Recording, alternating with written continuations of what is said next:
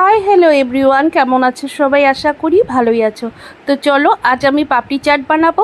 তো পাপড়ি চাট রেসিপিটা কিভাবে বানানো হয় আমি আপনাদের সাথে শেয়ার করছি। তো পাপড়ি চাট বানানোর জন্য পাপড়ি লাগছে, দেখুন আমি পাপড়িটাকে বক্সে একটা পাত্রে রেখেছি।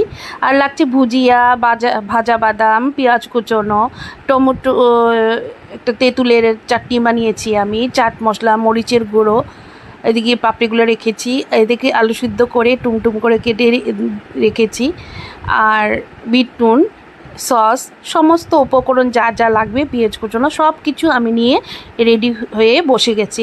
এখন পাপড়িগুলো কিভাবে আমি বানাবো আমি দেখাবো, পাপড়ি চাটটা কিভাবে তৈরি করব। আর পাপড়িগুলো বানানোর জন্য আমার পাপড়িটি বানানোর জন্য আমার কী লাগছে, পাপড়ি বানানোর আমি রেসিপিটা দেখাইনি। পাপড়িটা বানানো একদমই সহজ। ময়দাকে একটু নুন দিয়ে ভালো করে ময়াম করে, একটু তেল দিয়ে ভালো করে ময়াম করে একটা টাইট একটা ডো বানাতে লাগবে। তারপর ভালো করে বড় করে একটা লেচি কেটে ছোট ছোট একটা কোটোর মুখ দিয়ে ভালো করে গোল গোল করে কাঁটা চামচ দিয়ে একটু গেঁথে নিতে লাগবে। এরকম ছোট ছোট লেচির আকারে করে কাঁটা চামচ দিয়ে গেঁথে তেলের মধ্যে দিয়ে ভাজতে লাগবে, যাতে বেশি লাল ভাজা না হয়, হালকা এরকম গোল্ডেন ব্রাউন হবে আর কড়া ভাজা হবে, তাহলে ফুলবে না, কাঁটা চামচ দিয়ে গেঁথে নিলে ফুলবে না। তারপরে এরকম করে উঠিয়ে নিতে লাগবে। তারপর আমি এগুলো রেডি করে রেখেছি, আর সব উপকরণগুলো তো রেডি। এখন আমি পাপড়িগুলোর ওপরে সাজিয়ে দিচ্ছি।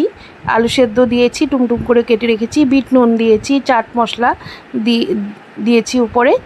তারপর আমি উপরে এক এক করে সব কিছু উপকরণ দিব। যে উপকরণটা আমি উপরে দিচ্ছি সেই উপকরণটা পুরো লাস্টে শেষ হওয়া অবধি এই সবটি উপকরণ 2-3বার করে লেয়ার দেব। তারপর আমি দিয়ে দিলাম মরিচের গুঁড়ো, এখন দিয়ে দিলাম ভাজা বাদাম, সুন্দর করে সাজিয়ে নিচ্ছি আমি। দুর্দান্ত খেতে। তো আমি সবসময় পাপড়ি চাটটা বাড়িতে বানাই, ম্যাক্সিমাম সব ধরনের টিফিনে আমি বাড়িতে বানানোর চেষ্টা করি। বাইরের টিফিন আমি খুব কম আমাদের বাড়িতে আসে, সবসময় আমি নিজে তৈরি করেই খেতে ভালোবাসি আর খাওয়াতে ভালোবাসি। তো পেঁয়াজ কুচোনো দিয়ে দিলাম, পেঁয়াজ কুচোনোর সাথেও আছে কাঁচামরিচও কুচোনো হয়েছে, এগুলোও দিয়েছি, যে যেরকম ঝাল পছন্দ করে ওইভাবেই। তো আবারও আমি একটু মিষ্টি চাটনি, তেঁতুলের মানে খাট্টা মিঠা চাটনি আমি ঘরে বানিয়েছি, চাটনিটা সুন্দর করে এই পাপড়িগুলোর উপরে আমি ঢেলে দেব। আবারও চাট মশলা একটু দিয়ে দিব। এরকম করে সব উপকরণগুলো 2-3বার করে দিব আমি। তারপরে একদম মিহি ভুজিয়া আছে, এগুলো পাপড়িরই ভুজিয়া বলে, এগুলোকেও আমি উপরে দিয়ে সাজিয়ে দিচ্ছি। আবারও পেঁয়াজ কুচোনো দিব। এরকম প্রত্যেকটা জিনিসই 2-3বার করে আমি দিয়ে সাজিয়ে দেব। আর লাস্টে আবারও তেঁতুলের চাটনি, একটু টক দই, সস, এগুলো দিয়ে সুন্দর করে সাজাবো। তো আবারও দিয়ে দিলাম আমি একটু চাট মশলা। এখন দিয়ে দেব দইকে আমি টক দইটাকে ভালো করে একটু বিট নুন দিয়ে ফেটিয়ে রেখেছিলাম। তারপরে উপরে দই দিয়ে দিলাম আমি। দই দেওয়ার পর আবারও আমি একটু মিষ্টি তেঁতুলের চাটনিটা দেব। চাটনিটা দেওয়ার পরে আমি সসটাও উপরে দিয়ে দেব।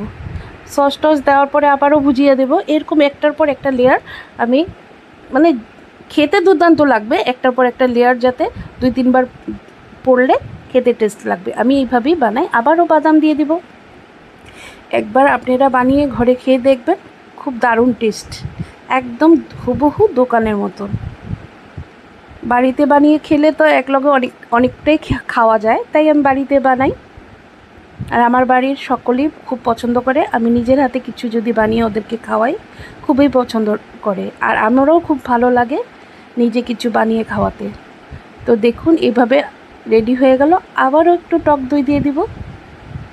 সেম প্রসেসে আপনারা দই ফুচকাটাও বানাতে পারবেন।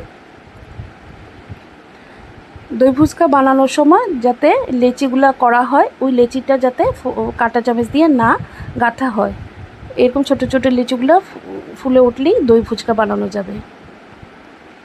তো রেডি হয়ে গেল মোটামুটি। তো দেখুন দারুণ হয়েছে দেখতে, খেতেও দুর্দান্ত হয়েছে। যদি আমার এই চাটের রেসিপি ভালো লাগে অবশ্যই আমাকে কমেন্ট করে জানাবেন, আর কার কার চাট খেতে ভালো লাগে অবশ্যই কমেন্ট করবেন। দেখুন দেখতে তো দারুণ হয়েছে, খেতেও দুর্দান্ত হয়েছে। সবাই ভালো থাকবেন, পাশে